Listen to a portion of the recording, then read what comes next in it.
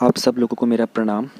Video को start करने से पहले ना मैं कुछ इंपॉर्टेंट बात आप लोगों को बताना चाहता हूँ और ये सबके लिए ज़रूरी है, चाहे आप फर्स्ट टाइमर हो इस चैनल के ऊपर, चाहे आप रिपीटर हो। अगर आप बार बार यही अनाउंसमेंट सुन रहे हो तो दोबारा सुनने की कोशिश करना, क्योंकि ये बात आपके दिल और दिमाग की गहराई तक जानी चाहिए। ठीक है, देखो चैनल के ऊपर ना आपको मंथली कंपाइलेशंस इनसाइट की भी मिलेगी और विजन की भी मिलेगी। मैंने क्या नोटिस किया ना, विजन की और इनसाइट की दोनों ही कंपाइलेशन में स्टार्टिंग की 1-2 वीडियोस के ऊपर ना व्यूज़ में काउंट नहीं करता। मेरे पास जो आपका यूट्यूब वो स्टूडियो होता है ना, उसके अंदर मिनट्स आ जाते हैं, कौन सी वीडियो कितने मिनट तक देखी गई थी। व्यूज़ इतना मैटर नहीं करता, कितने मिनट तक वो देखी गई है। तो उससे मैं अंदाज़ा लगा लेता हूँ कि स्टार्टिंग की वीडियोज़ को ना आप लोग बहुत ज़्यादा देख रहे हो, लेकिन बाद की वीडियोज़ को आप लोग रेगुलरली देख नहीं पा रहे हो। बस यही डिफरेंस आता है। ठीक है, जो लोग एग्ज़ाम क्लियर कर जाते हैं और जिनका एग्ज़ाम क्लियर नहीं हो पाता, यही होता है वो पॉइंट, कंसिस्टेंसी मेंटेन करने का। ठीक है, देखो मिस मत करो स्टार्टिंग की। विजन इनसाइट वाले जो है ना, वो डेली न्यूज़ जो आया करते थे उसी का सेम टू सेम होता है इनसाइट में। तो विजन में बिल्कुल डिफरेंट आता है। विजन डेली की न्यूज़ अलग देता है, बिल्कुल शॉर्ट में देता है, और मंथली कंपाइलेशन को बहुत डीपली एक्सप्लेन करता है। विजन को तो आप एनी हाउ मिस बिल्कुल भी मत करो। और इनसाइट का ऐसा होता है, जिन्होंने डेली न्यूज़ फॉलो कर ली थी वो ये सोच रहे हैं कि मेरा तो हो गया है, नहीं हो पाएगा। ठीक है, मंथली में उसको रिवाइज करो। एग्जैक्टली सेम वीडियो आएगी, थोड़ा फास्ट स्पीड में देखो उसको और उसका रिवीजन करते रहो। इनको देखो यार, इनको शेयर आप लोग नहीं कर रहे हो, कोई इतना मैटर नहीं करेगा, लेकिन ये वीडियो आपको देखनी बहुत ज़्यादा ज़रूरी है, स्पेशली जो लोग रेगुलर फॉलोअर्स हैं। ठीक है, ध्यान रहे कि आपने पूरी की पूरी जो डेली न्यूज़ देखी थी उसका पूरा कंपाइलेशन आप देख चुके हो। अभी देखना, जो जून की जो आएगी ना इनसाइट की मंथली कंपाइलेशन, वो और भी अच्छी आएगी। ठीक है, और विजन की भी जो मई की आएगी, वो आई थिंक 15 या 16 तारीख को वो लोग अपलोड करेंगे अपनी वेबसाइट के ऊपर। तो उसको मैं और भी अच्छे से एक्सप्लेन करूँगा। पिछली वाली भी मैंने बहुत डीपली एक्सप्लेन की थी, इस वाले को और भी ज़्यादा उसमें एड ऑन करके लेके आऊँगा। एक वीडियो इसकी मैं शेयर की और लाइक की और कमेंट की रिक्वेस्ट करना चाहता हूँ, वो ये वाली है। आप लोगों ने उससे कुछ ने उसको देख लिया होगा, कुछ लोगों ने नहीं देखा होगा। बता देता हूँ, इसके अंदर मैंने 40 डिफरेंट यूपीएससी टॉपर्स की स्ट्रेटजीज़ को देख करके, ठीक है, सबकी मैंने स्ट्रेटजी को देखा था और उसके बाद मैंने इस वीडियो को बनाया है। मैंने देखा था कि वो लोग शॉर्ट नोट्स कैसे बनाते हैं। ठीक है, मैंने आपको दिखाया है वीडियो के अंदर सैंपल न्यूज़पेपर से नोट्स कैसे बनाने हैं। मैंने आपको ये भी दिखाया है कि मंथली कंपाइलेशन होती है उसमें से नोट्स कैसे बनाने हैं, डेली न्यूज़ में से कैसे नोट्स बनाने हैं। प्लस में आपको, अगर आपके पास आंसर राइटिंग आप करें, तो मैंने 17 पॉइंटर्स की एक स्क्रीनशॉट आपको दिखाया था। जब आप आंसर राइटिंग करें तो आप वो सब ध्यान में रखो, वर्ड लिमिट वगैरह हो गया, डायग्राम हो गया, फैक्ट्स यूज़ किए नहीं किए, मैप यूज़ किया नहीं किया, कोई पॉइंट रिपीट तो नहीं हो रहा है। वो पूरी की पूरी लिस्ट आप अपने टेबल के ऊपर काट के लगा सकते हो, प्रिंट करके। ये सारी की सारी चीज़ें मैंने इस वीडियो में एक्सप्लेन की हुई हैं। इस वीडियो को ज़रूर देखो। इस वीडियो की जो लिंक है ना, वो हर एक नई, जब से वीडियो अपलोड हुई है उसके बाद जितनी भी वीडियो आई हैं, सबके डिस्क्रिप्शन में इस वीडियो का लिंक है। इसको शेयर करवा देना यार, इस पर लाइक्स वगैरह भी करवा देना, क्योंकि लाइक्स से ना वीडियोज़ की रैंकिंग ऊपर नीचे मैटर करती है। बाकी ये कंपाइलेशन वगैरह में आप शेयर कर रहे हो, लाइक कर रहे हो, इतना कोई फ़र्क नहीं पड़ेगा। कमेंट की रिक्वेस्ट इसलिए रहती है, कमेंट से ना एक 2 वे कम्युनिकेशन मेंटेन रहता है। तो मेरे को कमेंट की डिमांड इसलिए होती है। अदरवाइज़ चैनल के सब्सक्रिप्शन पे कितने आ रहे हैं कोई फ़र्क नहीं पड़ता है, मुझे कोई इंटरेस्ट नहीं है। ठीक है, मेरी डिमांड 20 लोगों की थी, बहुत ज़्यादा आ चुके हैं उससे, मतलब कितने मल्टीपल टाइम्स आके मैं बता भी नहीं सकता। तो मैं सब्सक्राइबर के लिए बिल्कुल भी नहीं भाग रहा हूँ, मैं सिर्फ कुछ वीडियोज़ के लाइक्स के लिए भाग रहा हूँ, इस पर्टिकुलर एक वीडियो के लाइक के लिए। ठीक है, और इनके लिए मैं बोल रहा हूँ कि आप जो डेली वाले हो, जो कर रहे हो, इनको आप प्लीज़ मिस मत करना, गलती से भी मिस मत करना। ठीक है, ओके। 9 जून के करंट अफेयर्स को एक बार हम लोग रिवाइज कर लेते हैं 2 मिनट के लिए। पहला टॉपिक था हमारा, India is all set to be UNSC's non permanent members. United Nation Security Council में 5 परमानेंट मेंबर्स होते हैं, ठीक है, और 10 नॉन परमानेंट मेंबर्स होते हैं जो कि 2-2 साल के लिए चूज़ किए जाते हैं। इंडिया पहले भी एक बार चूज़ किया जा चुका है और अभी दोबारा चूज़ किया जाएगा। 17 जून को इसके इलेक्शन होंगे और इसका जो टेन्योर स्टार्ट होगा वो जनवरी 2021 से स्टार्ट होगा। इसके लिए कुछ अलग अलग रीजन्स होते हैं, अफ्रीकन रीजन, यूरोपियन रीजन, तो उसके हिसाब से 5-5 के गैप में उनकी वोटिंग वगैरह होती है। ठीक है, और कुछ एक सेल्फ अंडरस्टैंडिंग होती है अफ्रीकन और एशियन रीजन में कि एक सीट जो है वो लोग अरब नेशंस के लिए छोड़ देंगे। अच्छा, यूएनएससी में के जो 5 परमानेंट मेंबर्स होते हैं, जैसे कि यूएस हो गया, यूके हो गया, चाइना हो गया, फ्रांस, रशिया, ये 5 इसलिए हैं इसके परमानेंट मेंबर्स क्योंकि जिस टाइम यूएनएससी बना था ना, उस टाइम इन 5 कंट्रीज़ के पास न्यूक्लियर पावर थी। तो ये पाँचों, और उनके बहुत एक डिफरेंट टाइप की पावर होती है इनके पास, वो होती है वीटो पावर।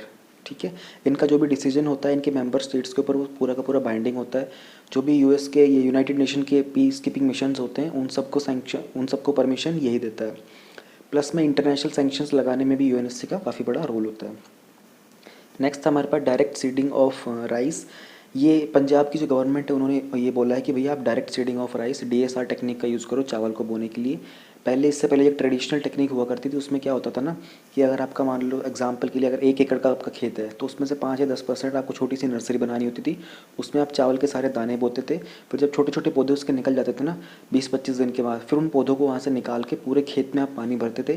फिर पानी भरा रहता था उसमें छोटे छोटे पौधों को लगाते थे। इस तरह से चावल की बुआई की जाती थी। ये होती थी ट्रेडिशनल मेथड हमारा। लेकिन सिंस अभी वो लॉकडाउन के कारण क्या हो गया, बहुत सारे मजदूर ना उनका रिवर्स माइग्रेशन हो गया है, मजदूर है ही नहीं, अवेलेबल ही नहीं है। तो गवर्नमेंट ने बोला कि आप लोग डीएसआर टेक्निक का यूज़ करो। डीएसआर में सीड्स को डायरेक्टली ट्रैक्टर की हेल्प से बोया जाता है। डीएसआर के काफ़ी एडवांटेजेस होते हैं, थोड़ा जल्दी का काम हो जाता है, प्लस में टाइम बचता है और ये क्या कहते हैं पैसा बचता है। ठीक है। और जो इंसेक्टिसाइड्स होते हैं वो भी कम यूज़ करने पड़ते हैं। सेकंड चीज़, जो बोने के बाद जो पहले जो पानी देना पड़ता है ना, पहले पानी के बाद जो गैप होता है वो 21 दिन का होता है, तो वाटर का कंजर्वेशन भी काफ़ी होता है।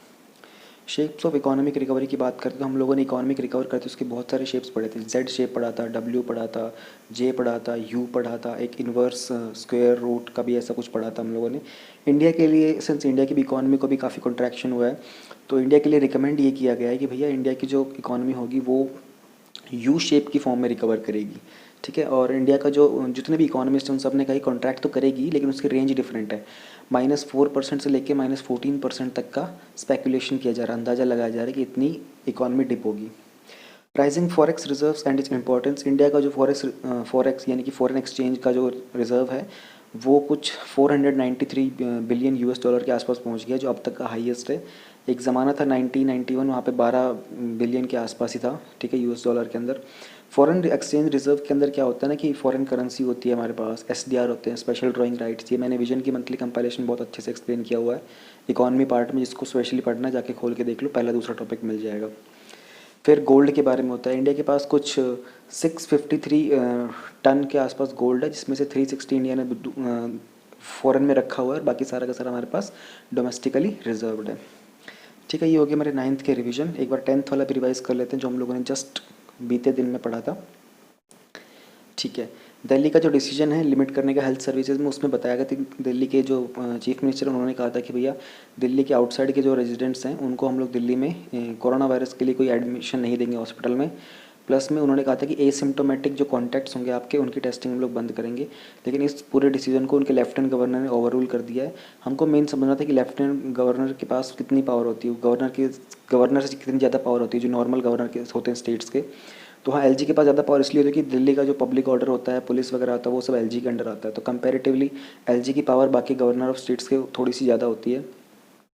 एलजीज के पास जो होती है वो एक डिस्क्रिशनरी पावर ज़्यादा होती है चीफ मिनिस्टर कैंडिडेट को कॉल देने के लिए। ठीक है, ये इसके एग्जाम्पल भी हम लोगों ने पढ़े थे। कृष्णा और गोदावरी वाटर का यूटिलाइजेशन के ऊपर ये कृष्णा का water management board, Andhra Pradesh का ये गोदावरी का वाटर मैनेजमेंट बोर्ड हम लोगों ने पढ़ा था। किस तरीके से दोनों तेलंगाना ने और आंध्र प्रदेश ने एक दूसरे के ऊपर कंप्लेन की है इसके वाटर को यूटिलाइजेशन को लेकर। Inter state river water dispute act के बारे में हम लोगों ने पढ़ा था कि उसके अंदर किस तरीके से हम लोग सेंटर की पावर होती है कि वो कैसे एडवाइजरी सेटअप करे और एडजुडिकेट करती है कि अगर दो स्टेट्स के बीच में रिवर वाटर का डिस्प्यूट है तो उसको कैसे सेटल करना है। क्योंकि जो हमारे स्टेट्स हैं, देखो तेलंगाना जो है वो लेटेस्ट रिसेंट स्टेट बना है इंडिया के अंदर 2014 के अंदर। दोनों की कैपिटल फ़िलहाल कॉमन है हैदराबाद, लेकिन अभी चेंज होकर फ्यूचर में आंध्र प्रदेश की वो हो जाएगी, अमरावती हो जाएगी। 2021 की क्यूएस वर्ल्ड यूनिवर्सिटी रैंकिंग्स आई है। ठीक है, 1000 यूनिवर्सिटीज़ की रैंकिंग होती है ये, और इंडिया की रैंकिंग जो है टॉप 200 में इंडिया के 3 इंस्टीट्यूट ने टॉप रैंकिंग ली है। काफ़ी नीचे है वैसे तो, 170, 185, 190 के रैंक में है, लेकिन इंडिया में सबसे ऊपर जो रैंकिंग मिली है वो मिली है आईआईटी बॉम्बे को, सेकंड मिली है Indian institute of science Bangalore को, और थर्ड मिली है आईआईटी दिल्ली को। और टोटल 21 यूनिवर्सिटीज़ और इंस्टीट्यूशंस हैं इंडिया के जिनको रैंकिंग मिली है टॉप 1000 के अंदर। इंडिया ने इसके लिए एक इंस्टीट्यूट ऑफ एमिनेंस का टैग करने के लिए एक कमेटी सेटअप की है। तो जिन इंडिया में कोई काफ़ी आई थिंक 14 के आसपास इंस्टीट्यूट्स हैं जिनको इंस्टीट्यूट ऑफ एमिनेंस का टैग मिला हुआ है। ये टैग जिनको मिल जाता है उनको ऑटोनॉमी थोड़ी ज़्यादा मिल जाती है, थोड़ी पावर ज़्यादा हो जाती है, उनका इंटरनेशनल कोऑपरेशन इंक्रीज़ हो जाता है। इंडिया की जो पुअर रैंकिंग थी उसका मेजर रीज़न ये रहा है कि इंडिया के अंदर इंटरनेशनल और फॉरेन स्टूडेंट्स और टीचर्स का नहीं है, इसमें इंडिया को 0 मार्क्स मिले थे। बाकी इंडिया के रिसर्च वाले सेक्शन को अच्छे मार्क्स दिए गए थे, जो भी रेटिंग दी गई थी ना, रेटिंग मार्क्स बोल रहा हूँ, रेटिंग दी गई थी। Does UV ray mechanism on food items kill the corona virus. Ultraviolet rays होती हैं 3 टाइप की होती है, ए, बी और सी। ए तो होती है पूरी की पूरी एटमॉस्फेयर से पेनिट्रेट करके नीचे तक आ जाती है, बी थोड़ी पार्शली आ पाती है, सी आ नहीं पाती क्योंकि सी को ऊपर ओजोन लेयर प्रोटेक्ट कर लेता है। तो ओजोन अल्ट्रावायलेट सी का एक मेथड होता है जिसके कारण आप उसको यूज़ करके ना ये जो हमारे कोरोना वायरस वगैरह होते हैं इन सबको आप, जो भी वायरस होते हैं ना, माइक्रोब्स होते हैं, इन सबको आप डिसइंफेक्ट कर यानी किल कर सकते हो। तो कुछ स्वीट शॉप ओनर्स, मिठाई वाले जो इस तकनीक का यूज़ कर रहे हैं फूड आइटम्स के ऊपर इस तरह के वायरस वगैरह को किल करने के लिए, DRDO ने भी एक ऐसा बूस्टर डेवलप किया था, वो प्रीलिम्स से पूछा जा सकता है आप लोगों से। Democrats unveil police reform bill, US के अंदर जो प्रोटेस्ट चल रहे हैं ब्लैक लाइव्स मैटर को लेकर, तो वहाँ के एक बिल वहाँ पे पास हुआ है, टेबल पे आया है अभी, उसको और भी अप्रूवल्स की ज़रूरत है, रिपब्लिकन्स के अप्रूवल की ज़रूरत है अभी भी।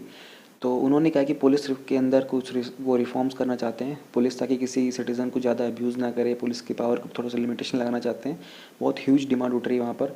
9,000 के आसपास वहाँ पर यूएस में लोगों को जेल में डाल दिया गया है, 20 के आसपास वहाँ पर डेथ हो चुकी है।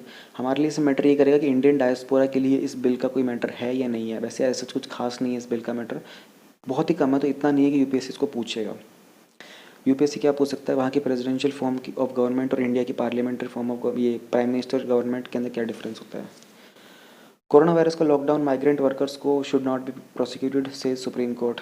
डिजास्टर मैनेजमेंट एक्ट का सेक्शन 51 को और सुप्रीम कोर्ट ने अपने सीओ मोटो कॉग्निजेंस के थ्रू कहा है कि भैया जितने भी ये माइग्रेंट वर्कर्स हैं ना, इनकी किसी की जितने भी आपने इनके ऊपर चार्जेस लगाए लॉकडाउन को लेकर सबको फ्री कर दो। ठीक है, ये लोग ऑलरेडी बहुत परेशान थे, आप इनको और भी ज़्यादा चार्जेस लगा के ज़्यादा दुखी कर रहे हो। बल्कि प्रोविजंस बनाओ इन लोगों को एम्प्लॉयमेंट देने के लिए, अगर किसी को वापस जाना है उनको वापस कैसे भेजना है, जो अभी तक अटके हैं उनके लिए और 171 श्रमिक ट्रेन, श्रमिक मतलब मजदूर वर्कर, और ट्रेन चलाओ। तो सुप्रीम कोर्ट ने काफ़ी अच्छा डिसीजन लिया है। ये हमारी रिवीजन होगी। अब हम आते हैं आज वाले टॉपिक्स पर। 11 जून की न्यूज़ में हम लोग डिस्कस करेंगे what is finance commission, grants and other transfer. जो 15th फाइनेंस कमीशन उसके बारे में कुछ है। इंटरनेशनल रिलीजियस फ्रीडम की रिपोर्ट आई है यूनाइटेड स्टेट्स की तरफ से। सिक्किम और तिब्बत के बीच जो कन्वेंशन हुआ था 1819 में, वो क्या है। राइट्स इशू क्या होता है। आरबीआई ने प्रपोज किया है comprehensive framework for the sale of loans. और GM seeds, the debate and sowing agitation, ये हमारे टॉपिक्स हैं आज के। जो लोग पहली बार देख रहे हैं इस वीडियो को उनको बता देता हूँ कि प्रीलिम स्पेसिफिक हम लोग यहाँ डिस्कस नहीं करते हैं। मंथली कंपाइलेशन में एक दिन एक वीडियो में आएगा सारा का सारा। ठीक है जी, पहला जो टॉपिक है हमारा finance commission, grants and others वाला, ये आता है GS पेपर 2 के अंदर। ध्यान रहे GS पेपर 2 का टॉपिक हम लोग पहले कर रहे हैं।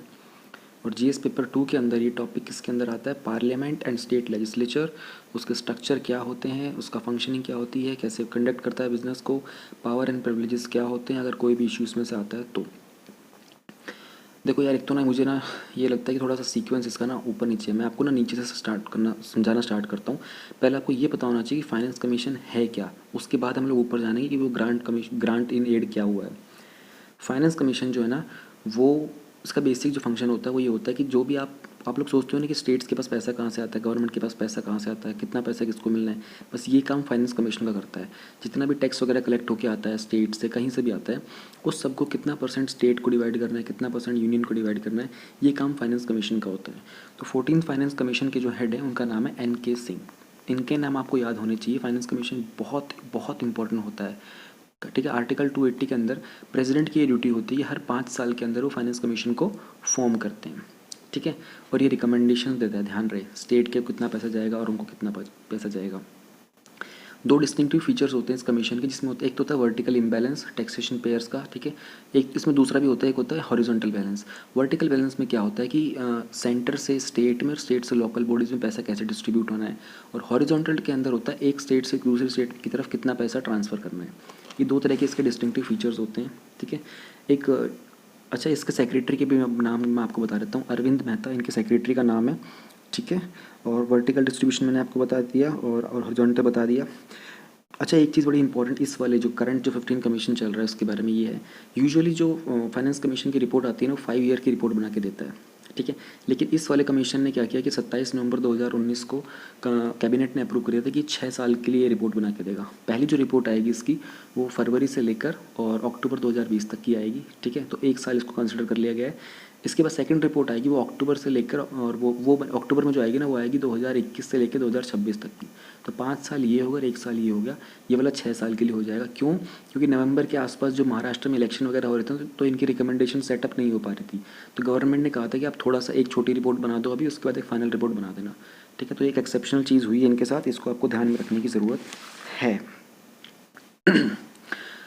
13 फाइनेंस, इसमें इतना ज़्यादा पढ़ो मत नीचे यार, ये कंपोजिशन, हाँ कंपोजिशन पढ़ लो, ये वाला जो पॉइंट सब लिखे हुए हैं ना यहाँ पर, ये सब मैं आपको बता रहा हूँ, ठीक है। इसको मैं इसमें नहीं पढ़ रहा, बता रहा हूँ मैं आपको, डायरेक्टली बता रहा हूँ। पहले एक बार कंपोजिशन जान लेते हैं।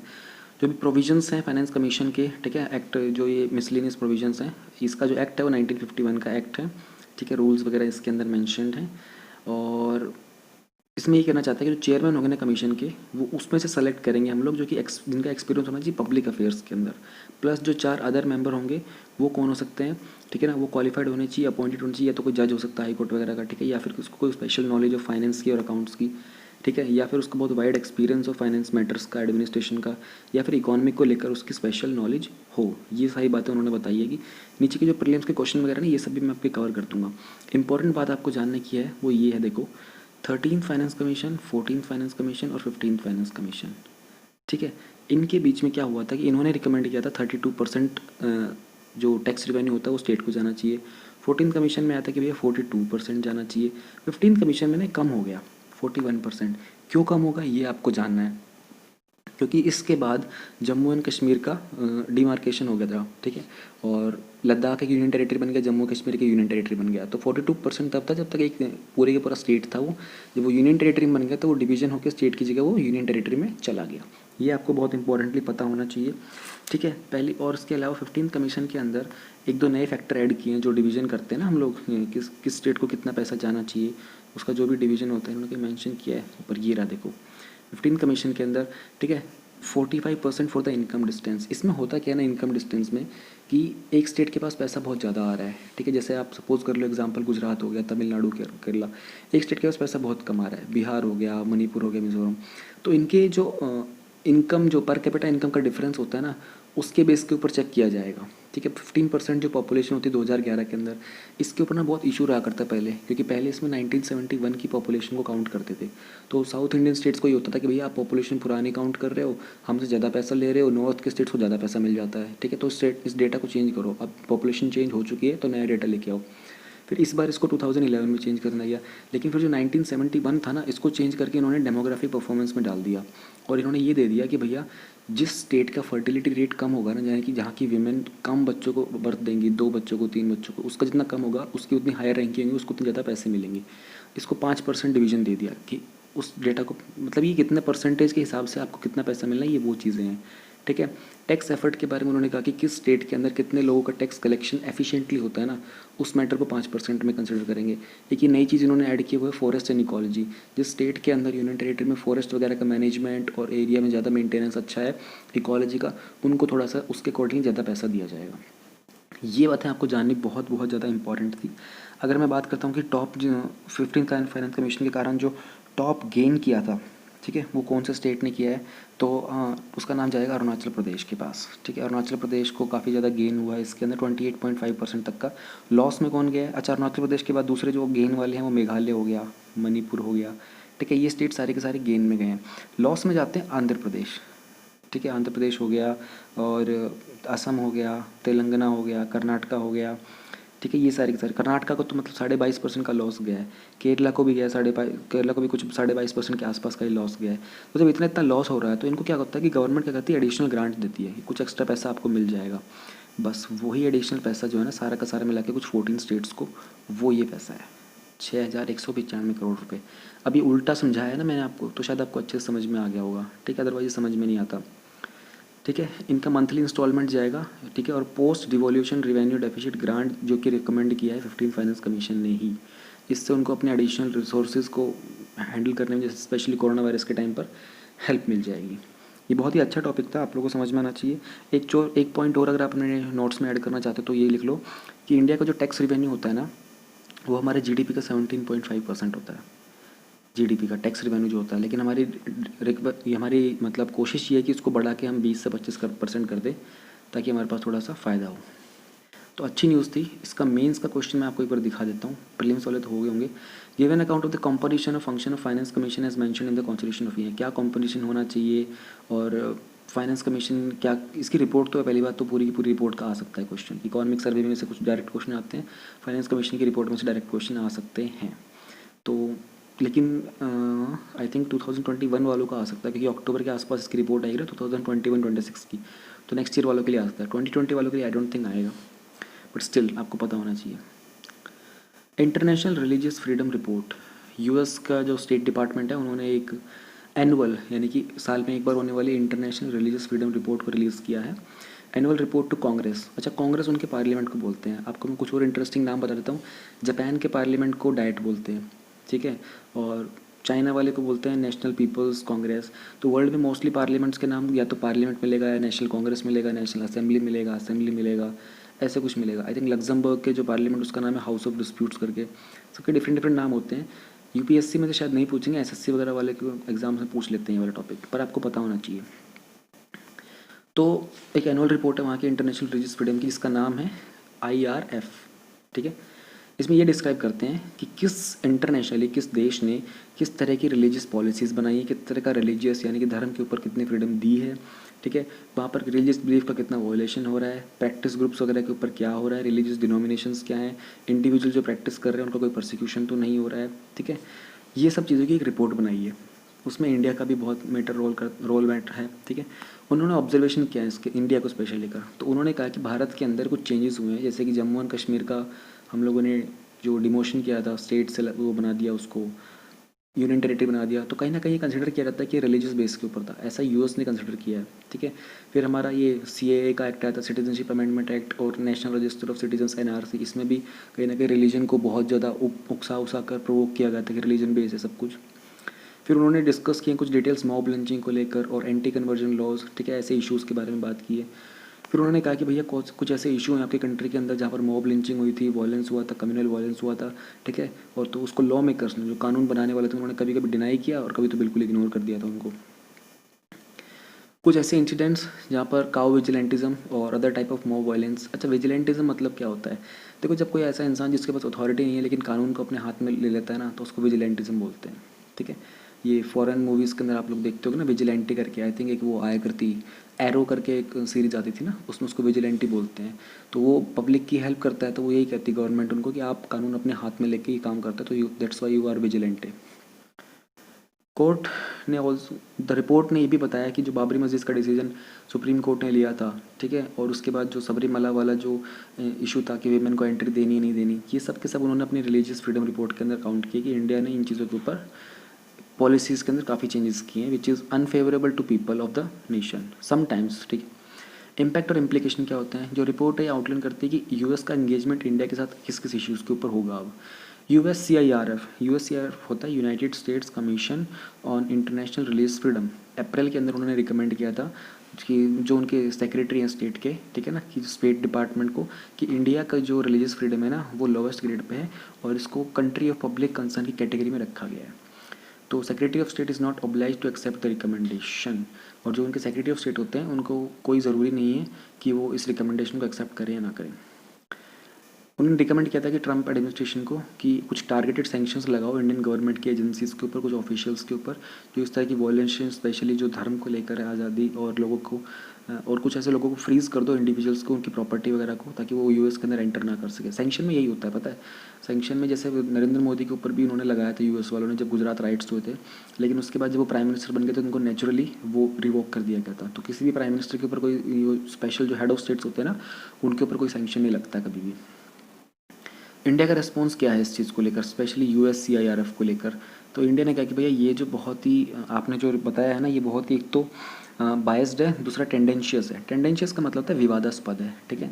Comment against the country were not new. आप लोगों ने जो कमेंट किया हमारे देश के ऊपर, ये कुछ नया नहीं है, ठीक है। लेकिन इस ओकेजन के ऊपर आपने कुछ मिस रिप्रेजेंटेशन के नए लेवल्स पर पहुँच गए हो आप, ठीक है, आप हद कर रहे हो पार, ऐसा कुछ इंडिया कहना चाह रहा है। तो इनसाइट ने इसको पहले भी कवर किया हुआ है। यूएससीआईआरएफ हम लोगों ने पढ़ लिया, कंट्रीज़ ऑफ पर्टिकुलर कंसर्न हम लोगों ने देख लिया। सीए और एनआरसी अगर आपको ये भी मुझे बताना पड़ेगा तो फिर हद होती है। Which state India has NRC, ये तो हमको पता ही है, असम के पास है। How successful Indian polity has in maintaining communal harmony in the state. Communal harmony का मतलब क्या होता है? कम्युनल मतलब होता है सांप्रदायिक, हार्मनी का मतलब होता है सामंजस्य। भारत के देश की जो सरकार है, जो पॉलिटी है, जो गवर्नेंस है, किस हद तक हम लोग देश के अंदर कम्युनल हार्मनी को मेंटेन कर पाते हैं, इसके बारे में लिखना है मेंस का। GS2 का ये टॉपिक था हमारा। नेक्स्ट टॉपिक भी हमारा GS2 का ही है और ये आता है effect of policies and politics of developed and developing countries on India's interest. India के इंटरेस्ट के ऊपर वो देश जो डेवलप हो चुके हैं और जो डेवलप हो रहे हैं उनका क्या पॉलिसीज़ हैं और इंडियन डायस्पोरा के ऊपर इसका क्या इम्पैक्ट पड़ता है। सेम टॉपिक के अंदर हम लोगों ने कल वो किया था, जो US के अंदर जो न्यू लॉ बन के आया ना, वो इसी टॉपिक के अंदर कवर हुआ था। सिक्किम तिब्बत कन्वेंशन ऑफ 1890, ठीक है। जो स्किर्मिश हुए हैं, स्किर्मिश का मतलब छोटी मोटी मुठभेड़ जो लड़ाई हुई है ना इंडिया और चाइना के ऊपर, जो लास्ट में हुई थी नाथुला, जो कि सिक्किम के अंदर है। अब ये नाथुला तो मैप के ऊपर आपको पता भी होगा, नीचे दिखा भी दूंगा। इतनी बेसिक चीज़ें आपको ना पहले ही पता होनी चाहिए। जब भी नाम दिख जाए लगता है कि यार ये तो मेरे को पता ही नहीं, लेकिन पढ़ाने वाला बोल रहा है कि तो पता होनी चाहिए, तो फटाक से उसको याद कर लो मैप खोल के अपना, क्योंकि बहुत बेसिक्स है। इन चीज़ों को बार बार मैप पर दिखाने की जरूरत पड़ रही तो मतलब आप थोड़ी तैयारी में पीछे हो भी। Last month in the area of line of actual control, line of actual control भी मैं 3-4 बार अभी डेली न्यूज़ में डिस्कस कर चुका हूँ, ठीक है। तो has brought back the focus on to the historical Sikkim Tibet convention. तो इसने दोबारा से फोकस वहाँ पे ला कर रख दिया जो सिक्किम और तिब्बत की बीच कन्वेंशन होती है 1890 में। अब 1890 के टाइम पर ब्रिटिशर्स थे यहाँ पे, तो उन्होंने कन्वेंशन किया था तिब्बत के साथ, ठीक है। एक्सपर्ट्स का भी फिलहाल ये मानना है कि जो नाथुला है वो इंडिया को बिलोंग करता है, ठीक है। इसके अलावा जो सिक्किम का मर्जर है इंडिया के साथ वो 1975 में चाइना ने इसको ऑफिशियली एक्सेप्ट किया था। इस डिमार्केशन का मतलब क्या होता है, बाउंड्री फिक्स करना। तो चाइना ने इस बात को 1975 में ऑफिशियली एक्सेप्ट कर लिया था। 1819 का कन्वेंशन क्या कहता है, ये जो ट्रीटी थी फॉर्मलाइज की गई थी ब्रिटेन और चाइनीज़ किंगडम के बीच में, ठीक है। इसको साइन किया गया था कलकत्ता के कन्वेंशन में 1890 के अंदर। तो इसमें 8 आर्टिकल्स मेंशन थे, उसमें एक आर्टिकल नंबर 1 था, वो बहुत ही क्रिटिकली बहुत इंपॉर्टेंट था। आर्टिकल 1 के मुताबिक जो बाउंड्री है ना सिक्किम की और तिब्बत की, ठीक है ना, जो कि क्रेस्ट ऑफ द माउंटेन यानी कि जो माउंटेन के टॉप के ऊपर है, टॉप रेंज के, जहाँ से सेपरेट होते हैं वाटर्स जो कि सिक्किम में जाते हैं तीस्ता, और उसका जितना भी एफ्लुएंट मतलब उसका जितना भी प्रभाव होता है वो from the waters flowing into Tibetan Mochu, Tibet की साइड जो मोचू है और नॉर्थ साइड के अंदर जो भी रिवर जाती है तिब्बत के अंदर, वहाँ से सेपरेशन की उन्होंने बात की थी, ठीक है। ये लाइन्स कमेंस करती है माउंट गिपमोची के ऊपर, ठीक है। ये भूटान के साइड पड़ता है, भूटान फ्रंटियर के अंदर, ठीक है। और and follows the above mention water parting to the point where it meets Nepal territory, वहाँ तक बहता है जहाँ पर वो नेपाल की टेरिटरी को टच करता है। लेकिन इस बात को तिब्बत ने रिफ्यूज़ कर दिया रिकॉग्नाइज करने से कि वो जो 1890 का कन्वेंशन है, ठीक है। और उसके बाद क्या हुआ 1904 के अंदर, यानी कि 14 ईयर्स के बाद एक कन्वेंशन हुआ था ग्रेट ब्रिटेन का और तिब्बत का, जो कि लासा में साइन हुआ था। लासा एक चाइना की सिटी है। उस कन्वेंशन के मुताबिक तिब्बत ने एग्री कर लिया था कि ठीक है, जो आपका 1890 का कन्वेंशन है उसको हम मानते हैं, ठीक है। उसको हम फ्रंटियर कंसिडर करेंगे सिक्किम और तिब्बत का, जो कि डिफाइन किया गया आर्टिकल 1 में और इसी कन्वेंशन के अंदर। 27 अप्रैल 1906 यानी कि तकरीबन 2 साल बाद एक ट्रीटी साइन हुई थी ग्रेट ब्रिटेन की और चाइना की एट पेकिंग। जब पेकिंग क्या है, पेकिंग बीजिंग का ही पुराना नाम है। 1979 से पहले चाइना को पेकिंग बुलाया जाता था। तो फिर उन्होंने कन्फर्म कर दिया था कि जो 1904 में जो कन्वेंशन साइन हुआ है ना ग्रेट ब्रिटेन और तिब्बत का, बस ये बात थी। ये थी ट्रीटी ऑफ जो भी थी। Location on map Nathula, Jelepla, Doklam लिखा तो हुआ है सारा का सारा मैप के ऊपर। ये रहा नाथुला, ये रहा डोकला और यहीं पे ऊपर की तरफ ये रहा थोड़ा डोकलाम प्लेट्यू, ठीक है जी। नीचे क्या है, article 1 of the above side constitution. Article 1 ने बताया था कि ये तो पढ़ा हम लोगों ने आर्टिकल 1 पूरा का पूरा, कि किस तरह से रिवर के एक साइड का पार्ट और माउंटेन के टॉप से रिवर जिस साइड जा रही है वो वाला पार्ट। पर ये आपको पता होना चाहिए आर्टिकल 1। आई थिंक ये प्रीलिम्स में पूछ सकते हैं, या फिर मुझे लगता है कि तो मेंस में आपको इतना याद होना चाहिए कि आप सडनली लिख के आ जाओ, वो पूछें और आप लिख के आ जाओ। नेक्स्ट हमारा GS3 का टॉपिक है और इसका टाइटल है हमारा inclusive growth and issues arising from it. तो what is the rights issue. Rights issue क्या होता है, सिंपल भाषा में समझा देता हूँ, इतना डीपली वैसे पढ़ लेंगे एक बार लेकिन जाने की ज़रूरत नहीं है। देखो किसी कंपनी को जब पैसे उठाने होते हैं ना, तो पहली चीज़ वो क्या कर सकती है कि उसके ऑलरेडी जो शेयर होल्डर्स हैं ना उनसे बात कर सकती है। उसी को बोलते हैं राइट्स इशू, क्योंकि उनके शेयर होल्डर्स का अपना एक हक होता है कि भैया पहले अगर आपको पैसे वैसे उठानी, इन्वेस्टमेंट करनी, जो भी कुछ करनी, तो पहले हम लोग जो ऑलरेडी इसके शेयर होल्डर्स हैं ना हमसे बात करो पहले, ठीक है। तो उन लोगों को कुछ कैपिटल जो मार्केट में जो प्राइस होता है उससे थोड़ा सा डिस्काउंट भी दे दिया जाता है, ठीक है। और बाकी अगर नया करना होता है तो उनको डिस्काउंट तो नहीं मिलता है और दूसरा हो जाता है। तो दो साइड्स ही होती हैं। राइट्स इशू यही होता है कि उन लोगों को अपना एक राइट होता है। लेकिन अब इसके ऊपर हम थोड़ा सा रीड कर ही लेते हैं, छोटी सी कहानी 2 लाइन की और कुछ नहीं होता है। बहुत सारी कंपनी जैसे रिलायंस हो गया, महिंद्रा हो गया, महिंद्रा फाइनेंस हो गया, Tata power, Shri Ram transport finance, ठीक है, ये सब कुछ प्लान कर रहे हैं कि भैया कुछ 10,000 करोड़ के आसपास टोटल मिला के राइट्स इशू से थोड़ा सा पैसा उठाते हैं, ठीक है। कोविड-19 पेंडेमिक के दौरान स्पेशली राइट्स इशू क्या होता है, एक ऑफरिंग होती है शेयर्स की, जो कि अपने एग्जिस्टिंग शेयर होल्डर्स जो कि ऑलरेडी आपके जो शेयर्स के हिस्सेदार हैं ना उन सब की होती है, in proportion to their existing share holding, जितना उनका पहले का शेयर है ना उसके प्रोपोर्शन में। किसी ने 5% किया तो उसको 5% के अकॉर्डिंग ही उसका प्रोपोर्शन बनेगा नए वाले में। कंपनीज ऑफर करती हैं अपना शेयर्स राइट इशू के अंदर, ठीक है। कंपनीज ऑफर भी कर सकती हैं अपने शेयर को कि राइट इशू में डिस्काउंट भी मिल जाता है उनको मार्केट प्राइस पे। राइट इशू जो वो यूज़ किया जाता है कंपनी के द्वारा कैपिटल रेज करने के लिए विदाउट इंक्रीजिंग देयर डेट। अपना जो कर्जा होता है उसको बढ़ाए बिना राइट्स इशू को यूज़ करके कंपनीज थोड़ा सा पैसा मार्केट से उठा सकती हैं। शेयर होल्डर्स जो हैं वो बिल्कुल भी ऑब्लाइज नहीं है कि अगर उनको वो शेयर खरीदनी है तो उनके ऊपर कोई वो कंपल्शन नहीं है कि अगर आप पहले से इसके हिस्सेदार हो तो भैया आपको ये कंपनी अगर नया शेयर उठा रही बेचना चाह रही तो आपको लेना ही लेना है, कोई ज़रूरी नहीं है। पर आपको पहला ऑफर आपको आएगा, ये बात आपको ध्यान रहे। तो आपके ऊपर कोई वो नहीं है कि आपको पहले ऑफर आया तो आपको खरीदना ही पड़ेगा, बिल्कुल भी नहीं। कंपनीज ऐसा क्यों कर रही हैं इस टाइम पे, स्पेशली कोरोना वायरस का जो क्राइसिस चल रहा है। For a rights issue there is no requirement of share holders meeting. पहली बात तो राइट्स इशू वाले टॉपिक के ऊपर किसी शेयर होल्डर की मीटिंग रखने की ज़रूरत ही नहीं है। जो बोर्ड ऑफ डायरेक्टर्स होते हैं ना उनसे एक सिंपल एक सफिशिएंट अप्रूवल लेना होता है, वही एडिक्वेट होता है। एडिक्वेट मतलब काफ़ी होता है। देयरफॉर जो टर्न अराउंड टाइम होता है raising the capital is short, इसलिए जो कैपिटल को रेज करने का टर्न अराउंड टाइम होता है ना वो बहुत शॉर्ट होता है, ठीक है। और करंट सिचुएशन क्राइसिस को देख कर कि जितनी जो चीज़ें जितनी जल्दी हो सके ना हमको ऐसे मेथड्स अपनाने चाहिए, ठीक है। ओके जो राइट्स इशू है वो मोर एफिशिएंट मैकेनिज्म होता है कैपिटल को रेज करने का। हाँ ये तो बात सही है, बहुत ही सिंपल सी चीज़ क्यों दे रखी है उन्होंने। तो what are the temporary relaxation provided in the wake of कोविड-19 बाय सेबी। सेबी ने टेम्परेरी रिलैक्सेशंस क्या दिए थे ये हमको जानने की ज़रूरत है। तो क्या किया था, जो एक एलिजिबिलिटी होती है ना एवरेज मार्केट की कैपिटल उठाने की, तो पब्लिक शेयर होल्डिंग की वो पहले 250 करोड़ थी, उन्होंने उसको रिड्यूस करके कर दिया 100 करोड़, ठीक है, जो कि फास्ट ट्रैक राइट्स इशुएंस के लिए। तो ये कोविड-19 को ध्यान में रख के किया गया था, ठीक है। उन्होंने वो जो मिनिमम सब्सक्रिप्शन रिक्वायर होता है वो 90% का सब्सक्रिप्शन चाहिए होता है आपको, उसको भी उन्होंने रिड्यूस कर दिया कि 75% का सब्सक्रिप्शन होगा ना वो भी काम करेगा। ऑल्सो जो लिस्टेड एंटिटीज़ होती हैं उन्होंने फंड रेज किया था 25 करोड़ का, ठीक है, जिसकी लिमिट थी 10 करोड़ की। तो राइट्स इशू के थ्रू ही, तो उसको कोई ज़रूरत नहीं थी कि वो अपना कोई ड्राफ्ट वगैरह डॉक्यूमेंट साइन करे सेबी के साथ। तो ये एक नई चीज़ हो गई थी, 10 करोड़ की जगह 25 करोड़ तक का फंड रेज भी कर लिया और कोई डॉक्यूमेंट साइन भी नहीं करना पड़ा सेबी के साथ। तो ये होता है हमारा छोटा सा टॉपिक है राइट्स इशू का बस। GS3 का ही हमारा एक टॉपिक है, RBI proposes comprehensive framework for the sale of loans, और ये टॉपिक कवर होता है हमारा inclusive growth and issues arising from it के अंदर। RBI ने एक ड्राफ्ट फ्रेमवर्क किया, देखो ड्राफ्ट किया यानी कि ये अभी फाइनलाइज नहीं हुआ है, ये अंडर प्रोसेस है, अंडर प्रिपरेशन है, और इसको स्टेक होल्डर्स को भेज दिया उनके रिव्यूज़ लेने के लिए। सेल ऑफ लोन एक्सपोजर्स, तो इसके लिए मैं पहले लोन सेल्स के बारे में जान लेना है। लोन सेल्स होता क्या है। लोन सेल्स में भी resorted to the lenders for any reason ranging from strategic sales to rebalance their exposures. Exposures क्या होते हैं, जो भी अनसिक्योर्ड लोन्स होते हैं ना उनको सबको एक्सपोजर बोला जाता है। उन सबको बैलेंस करने के लिए एक सेकेंडरी मार्केट बनाने की बात कर रहे हैं, ठीक है, जहाँ पर उनके लिए एक बहुत इम्पोर्टेंट जो कि एक वैल्यूएबल प्राइस होता है ना उसकी डिस्कवरी कर सकें, ताकि जो इम्पेंडिंग स्ट्रेस है, इम्पेंडिंग का मतलब होता है अबाउट टू अकर, जो इकोनॉमी के अंदर स्ट्रेस ये लोन के कारण जो स्ट्रेस आ सकता है ना उसको रोका जा सके, ठीक है। उसी के लिए एक सेकेंडरी मार्केट बनाने की बात की जा रही है, इसलिए लोन्स की सेल का एक्सपोजर्स हाईलाइट किया इस ड्राफ्ट के अंदर। वो बेसिकली तीन चार बातें उन्होंने बताई है ड्राफ्ट की।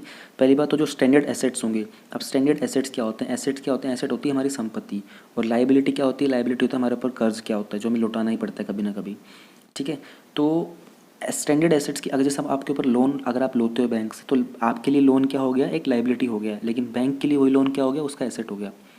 तो ये कहना चाह रहे जो स्टैंडर्ड एसेट्स होते हैं ना उनको किस तरीके से बेच सकते हैं लेंडर्स, और लेंडर्स कौन होंगे, लेंडर्स होंगे हमारे नीचे देखो ये किसके लिए रेलेवेंस है, पहले लेंडर्स जान लो। जो भी कमर्शियल बैंक है, फाइनेंशियल इंस्टीट्यूशंस हैं, नॉन बैंकिंग फाइनेंशियल कंपनीज हैं, स्मॉल फाइनेंस बैंक, ये सब के सब लेंडर्स होंगे। तो ये किसको किस तरीके से बेच सकते हैं और किसको बेच सकते हैं। पहली बात तो जो बेचने का तरीका है वो तो असाइनमेंट वाला होगा, नोवेशन, नोवेशन का मतलब है न्यूनेस, नोवेल्टी, या फिर लोन पार्टिसिपेशन का कॉन्ट्रैक्ट, ये स्टैंडर्ड एसेट के लिए। लेकिन अगर जब एसेट जो है वो स्ट्रेसफुल है, यानी कि उससे उसकी पूरी की पूरी वैल्यू रिटर्न होने के चांसेस बहुत कम हैं, तो उसको सिर्फ दो तरीके से बेचा जा सकता है, असाइनमेंट के थ्रू या फिर नोवेशन के थ्रू, ठीक है ना। और उस एंटिटी को बेचा जाएगा जिस एंटिटी को परमिशन है इस तरह के लोन्स एक्सपोजर को लेने की, उनके स्टैट्यूटरी और रेगुलेटरी फ्रेमवर्क के अंदर ये मेंशन है। ड्राफ्ट के अंदर ये बोला गया कि जो नॉन परफॉर्मिंग एसेट्स होते हैं ना उनको कहाँ बेचोगे आप, एसेट रिकंस्ट्रक्शन कंपनीज में, और उसके बाद वहाँ से वापस बाय भी कर सकते हो अगर एसेट रिकंस्ट्रक्शन कंपनी उसको दोबारा से स्टैंडर्ड एसेट में कन्वर्ट कर देती है। तो ड्राफ्ट ने ये भी प्रपोज किया है कि जो मिनिमम रिटेंशन रिक्वायरमेंट थी सेल्स लोन्स के लिए उसको हटा दिया, वो 20% थी ट्रांजैक्शन सिक्योरिटाइजेशन के लिए। सिक्योरिटाइजेशन का मतलब होता है किसी भी एसेट को कन्वर्ट करना, स्पेशली जो लोन वगैरह होते हैं ना उनको मार्केटेबल सिक्योरिटी में कन्वर्ट करना। ठीक है। इसका रेलेवेंस क्या है, रेलेवेंस बता दिया कि इन बैंक्स के लिए अवेलेबल है। ठीक है। और ये जो डायरेक्शन है ये सभी टाइप के लोन सेल्स के लिए, जिसमें जो लोन सेल्स होंगे स्पेशल पर्पस एंटिटीज़ के लिए भी होंगे for the purpose of securitisation. Securitisation मैंने आपको बता दिया है। टिपिकली इसका पर्पस होता है कि कैश रेज करना, ठीक है ना, और उनको अदर इन्वेस्टर्स को सेल करना। इस गाइडलाइन का सिग्निफिकेंस क्या है, एक डायनेमिक सेकेंडरी मार्केट क्रिएट होगा बैंक लोन्स के लिए, जो ये इंश्योर करेगा कि जो भी क्रेडिट होता है ना उसकी प्रॉपरली उसको डिस्कवर किया जा रहा है। Risk pricing associated with each exposure, जो भी एक्सपोजर, जो भी अनसिक्योर्ड लोन्स है ना उसके साथ कितना रिस्क एसोसिएट कर सकता है, कितना मतलब एफिशिएंसी क्या है उसकी, कब तक वो वैल्यू रिटर्न कर पाएगा, वैल्यू रिटर्न नहीं कर पाएगा, ये सबको ध्यान में रखते हुए। तो ये हमारा टॉपिक था आरबीआई वाला। GS3 का हमारा लास्ट टॉपिक है GM seeds, the debate and sowing agitation. GM seeds होते हैं जेनेटिकली मॉडिफाइड सीड्स, ठीक है। और ये कौन से टॉपिक के अंदर कवर होते हैं, मेजर क्रॉपिंग पैटर्न्स में। इसी के अंदर रिसेंटली हम लोगों ने जो दूसरा टॉपिक किया था वो DSR वाला किया था, ठीक है, डायरेक्ट सीडिंग राइस वाला जो टेक्निक थी ना उसका किया था। तो क्या क्या पैटर्न्स होते हैं कंट्री के अंदर, डिफरेंट टाइप की इरीगेशन क्या होती है, इरीगेशन सिस्टम का स्टोरेज क्या होता है, transport, marketing, agriculture produce issues जो भी होते हैं, इसके साथ टेक्नोलॉजी क्या कुछ करती है जो किसानों की हेल्प कर सकती है, वो सब। करंट खरीफ सीज़न जो चल रहा है, अच्छा लोगों को बहुत डाउट होता है खरीफ सीज़न और रबी सीज़न कैसे याद रहेगा। सिंपल तरीका है, पता है कैसे याद रहता है, जनवरी से स्टार्ट करो, जनवरी से दिसंबर की तरफ जाते हैं तो यानी कि अल्फ़ाबेटिकली मानते हैं ना, पहले महीना कौन सा आता है, जनवरी आता है, और फिर आता है दिसंबर। तो खरीफ और रबी के अंदर अल्फ़ाबेटिकली पहले क्या आता है, खरीफ आता है, फिर आता है रबी। तो खरीफ का सीज़न पहले आएगा, अभी सीज़न चल रहा है ना, अभी जून का सीज़न है, अभी खरीफ का सीज़न स्टार्ट हो गया है। तो सर्दियों में जो आता है, जो गेहूँ बोते हैं, मस्टर्ड बोते हैं, वो होता है रबी का सीज़न। तो खरीफ सीज़न के अंदर फार्मर्स ने क्या किया कि मास स्केल के ऊपर, यानी कि बहुत लार्ज अमाउंट में GM सीड्स बोएंगे। कौन से मेज़, मक्का हो गया, सोयाबीन हो गया, मस्टर्ड ब्रिंजल हो गया, हर्बिसाइड टॉलरेंट कॉटन हो गया, ठीक है। और ये सारे के सारे अप्रूव्ड नहीं है अभी तक, ठीक है। तो अच्छा, मस्टर्ड ब्रिंजल जो होता है ना ये बैंगन होता है, तो मस्टर्ड होती है सरसों, सरसों एक्चुअल में रबी क्रॉप होती है सर्दियों वाली, लेकिन मस्टर्ड ब्रिंजल ये बैंगन होता है, ये गर्मियों में होता है खरीफ सीज़न का। तो इसी रिगार्ड के अंदर एक शेतकरी संगठन है, फार्मर्स का यूनियन है, उन्होंने अनाउंस किया कि भैया उन्होंने अपने नए प्लान बताए हैं कि किस तरीके से अपना वो एजिटेशन यूज़ करेंगे जेनेटिकली मॉडिफाइड सीड्स को ग्रो करने के लिए। ये मूवमेंट क्या है, ये संगठन अनाउंस करेगा इस साल कि वो लार्ज स्केल के अंदर अनअप्रूव्ड GM क्रॉप्स को यूज़ करने वाले हैं, जैसे मेज, STBT cotton, soybean, brinjal, Maharashtra के अंदर। ध्यान रहे ये संगठन कहाँ पर है, शेतकरी संगठन महाराष्ट्र में। फार्मर्स जो इनको बुलाएंगे ना, जो इनको बोएंगे, वो अपने खेतों के आगे बोर्ड लगाएंगे, ठीक है, ये बताते हुए कि ये GM क्रॉप है, उन्होंने यूज़ किया। तो इससे क्या हुआ कि वो अटेंशन ड्रॉ करेंगे सरकार की और बाकी लोकल बॉडीज़ की, अथॉरिटीज़ की, कि वो ताकि ज़्यादा से ज़्यादा नई टेक्नोलॉजी इनके फील्ड्स में इंट्रोड्यूस करवाए। जेनेटिकली मॉडिफाइड सीड्स क्या होते हैं हमारे लिए ये जानना ज़रूरी है, ठीक है। उसमें क्या होता है ना कि उस सीड के अंदर आप एक नया जीन ट्रांसफ़र करते हो, ठीक है, वो एक एलियन जीन होता है, ठीक है, डिज़ायर्ड इफेक्ट्स के लिए जो भी आपकी इंटेंशन होती है सीड से करवाने की, उसके अकॉर्डिंग आप नया जीन उसमें इंट्रोड्यूस करते हो। एलियन जीन जो होता है प्लांट का हो सकता है, एनिमल का हो सकता है, और इवन एक सोइल बैक्टीरिया होता है उसका भी हो सकता है। बैक्टीरिया वर्ड प्लूरल होता है, बैक्टीरियम वर्ड सिंगुलर होता है। मीडिया वर्ड प्लूरल होता है, मीडियम वर्ड सिंगुलर होता है। फॉर एग्जांपल जो BT कॉटन होता है ये एकमात्र ऐसी GM क्रॉप है इंडिया के अंदर जिसको ऑफिशियली अलाउ कर दिया गया है ग्रो करने के लिए, ठीक है। इसके अंदर 2 एलियन जीन्स होते हैं GM BT कॉटन के अंदर। एक तो सॉइल बैक्टीरियम होता है बैसिलस थुरिंजेनेसिस, BT बोलते हैं इसको, ठीक है, जो अलाउ करता है क्रॉप को एक ऐसा प्रोटीन एक टॉक्सिक प्रोटीन डेवलप करता है ये जो बैक्टीरियम वगैरह होता है, ताकि वो उस कॉटन के ऊपर ना पेस्ट ना लगे, यानी कि कीड़ा ना लगे, पिंक बॉल वॉर्म का जो प्रॉब्लम होती है वो ठीक हो जाती है। STBT कॉटन जो ये डिराइव किया गया था, इसमें एक एडिशनल जीन ऐड किया गया था दूसरे सॉइल बैक्टीरियम से, जिसके कारण क्या होता है जो कॉमन हर्बिसाइड होता है ना ग्लिफोसेट, ये उससे बचा के रखता है इसको। BT ब्रिंजल के अंदर एक जीन होता है जो प्लांट को रेजिस्ट करता है attack of fruit and shoot borer से। DMH और 11 मस्टर्ड, इसका जेनेटिक मॉडिफिकेशन इसको अलाउ करता है cross pollination in A crop जो अपने आप पॉलिनेट होती है, क्रॉस पॉलिनेशन करने की ज़रूरत ही नहीं पड़ती। अरे वाह, इतना खतरनाक लेवल का डेवलपमेंट कर चुकी है, हमें पता ही नहीं था ये बात। तो लीगल पोजीशन क्या है जेनेटिकली मॉडिफाइड क्रॉप्स की इंडिया के अंदर। इंडिया के अंदर जेनेटिक इंजीनियरिंग अप्रेजल कमेटी है, वो एक एपेक्स बॉडी है जो अलाउ करती commercial release of GM crops, ठीक है। ये आपको पता होना चाहिए, जेनेटिकल इंजीनियरिंग अप्रेजल कमेटी, ये एपेक्स बॉडी है। पेनल्टी क्या होती है, अगर आपने अनअप्रूव्ड GM को यूज़ किया तो आपको 5 साल तक की जेल हो सकती है, 1 लाख रुपए तक का फाइन लग सकता है। किसके अंदर, एनवायरनमेंट प्रोटेक्शन एक्ट 1989 के अंडर।